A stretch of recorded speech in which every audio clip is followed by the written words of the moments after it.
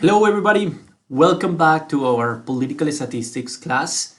This is the third week and this time we're gonna talk about applied statistics finally. And I'm very excited about the topics of this week. What I had originally in mind was to give a lecture of the whole set of descriptive statistics, which involves different tools to summarize, organize, and describe univariate, bivariate, and multivariate kind of relationships. But I thought that it would be better if we slowed down a little bit the contents of the class and we process some of these new ideas, new concepts a little bit slowly in order to master these basic elements of statistics rather than go fast and maybe see many different topics, but maybe don't feel very comfortable about those topics. Okay, so you're gonna see that there will be changes in the syllabus. I'm gonna upload a new version update, the syllabus basically, with a new version very soon this week. And what I'm gonna do is to divide the week of descriptive statistics into two parts, and I'm gonna reduce one of the sections assigned for linear regression. The downside of this decision is that what we use more in political science, in the real scientific research in political science, is linear regressions. But even more than bivariate kind of test of association. But I think it's important to cover these topics in a way that everybody feels comfortable and we are in a good pace learning these concepts, okay? Okay, that's the first announcement. The second announcement is that some students keep asking me, when are you gonna prepare some additional materials for this class? Or when are you gonna give us the space to talk about contents of this class? And I don't know the extent to which, or I don't know why these questions come here, because I have that space already. So the office hours exist. So if you have questions about the contents of the class, you just need to write me an email, tell me I want to talk about these specific questions, and come here and I would be more than happy to talk to you about those different questions or concerns. I have seen that office hours are very useful. Some people have came here and they have learned a lot, especially they came here for solving problems with R, but sometimes it's easier to explain some notions of R or even some notions of the technique, the conceptual part of the lecture, if you come here and we can talk in 15 minutes or 20 minutes or whatever it takes, okay? I'm gonna keep uploading materials that can help you to understand better the concepts and the lectures during the weeks, okay? And I'm gonna use also the quizzes and the assignments as an opportunity to identify those areas in which probably there are problems, or you're struggling with certain parts in order to give you more guidance about those topics, okay? But the perfect context or the perfect space to solve these problems is if you come here to my office hours, or we have a virtual office hours and we can discuss those things. And the better day for me is Wednesdays, okay?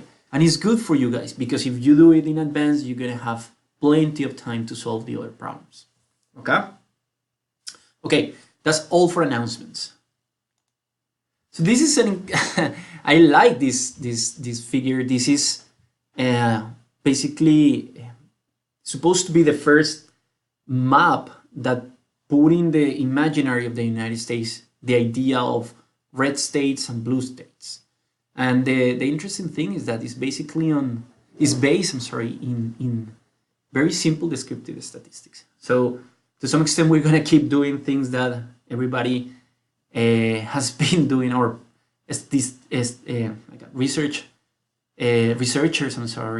and pollsters and thinkers on politics have been doing from 200, 300 years.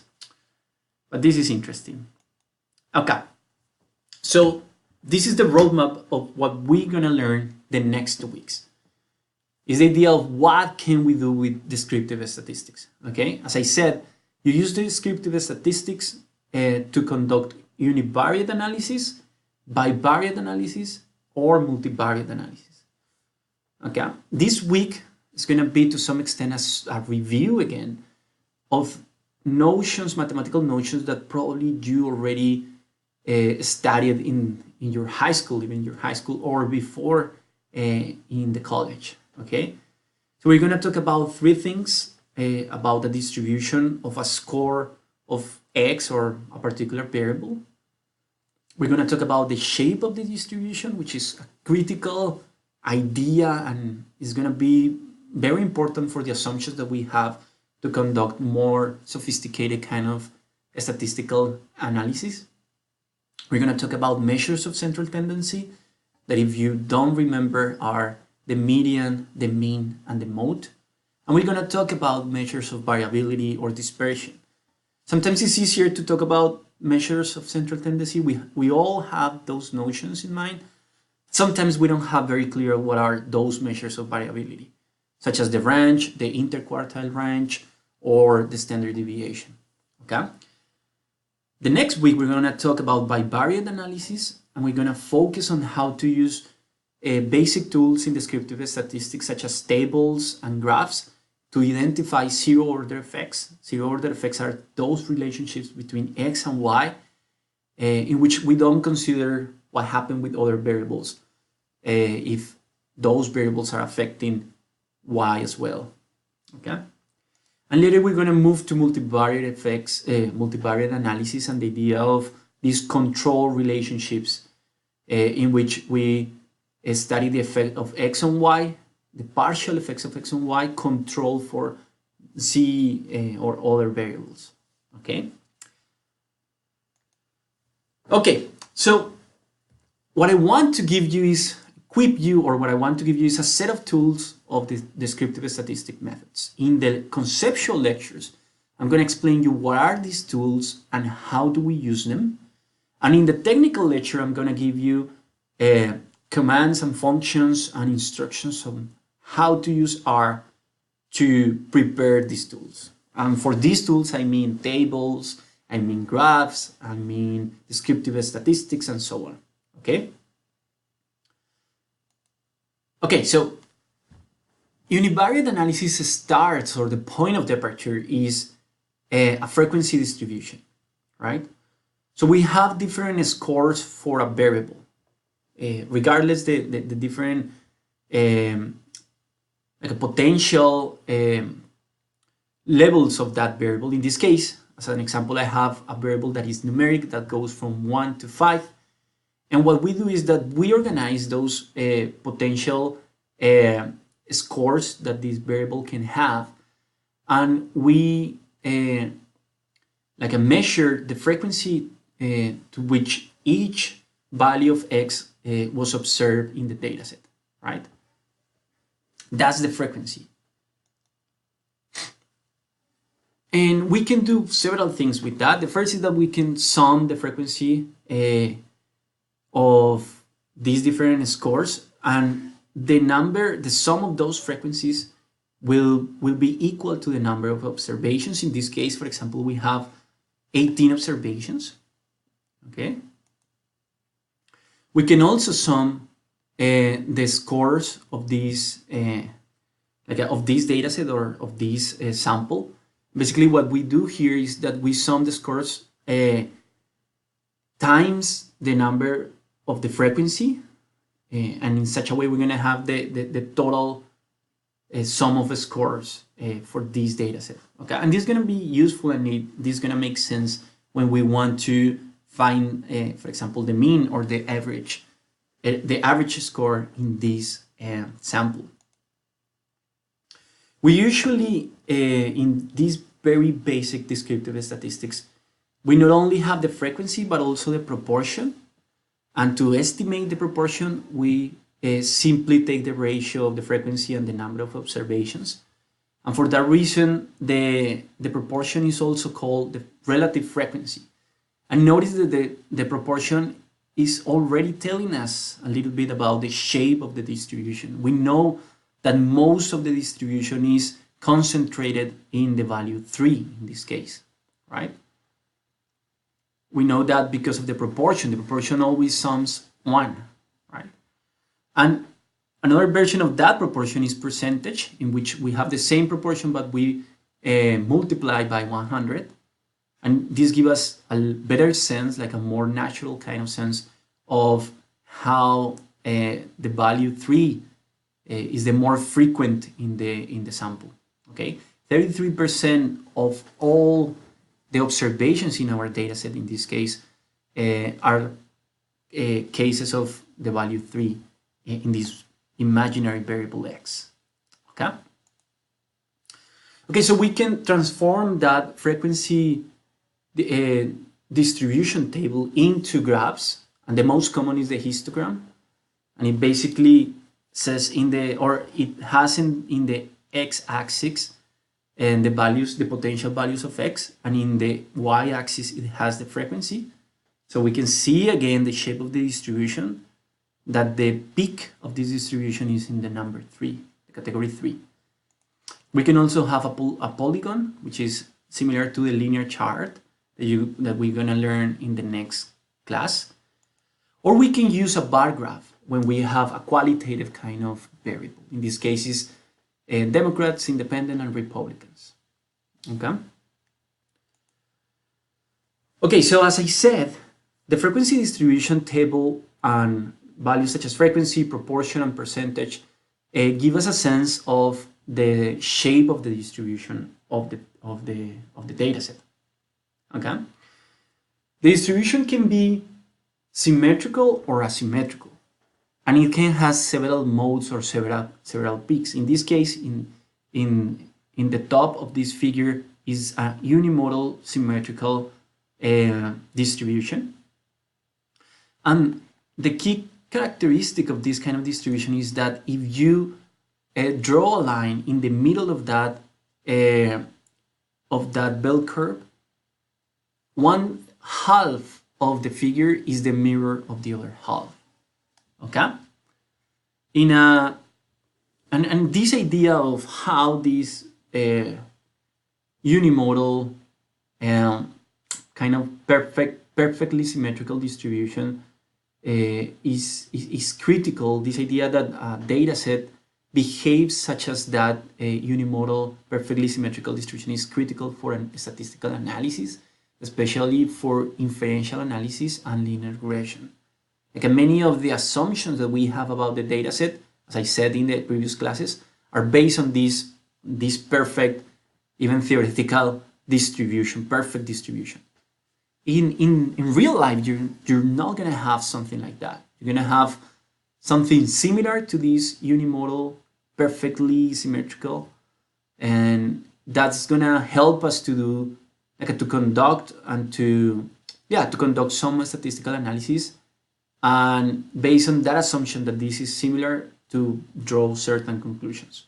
Okay, there are also asymmetrical kind of distributions in which all the observations tend to pile up toward one of the ends of the scale, and you can have a tail that is like a few observations that are on the other extreme of the figure. Okay, we say that a distribution is positively skewed when most of the observations are concentrated on the left side of the figure, and the tail is going to the positive side to some extent, or to the right. And a perfect example of a positively skewed distribution is a very hard exam, right? If we think the x-axis as going from 0 to 100 in an exam, if the exam is very hard, most of the scores will be concentrated close to the 0 because most of the students lost the exam, right?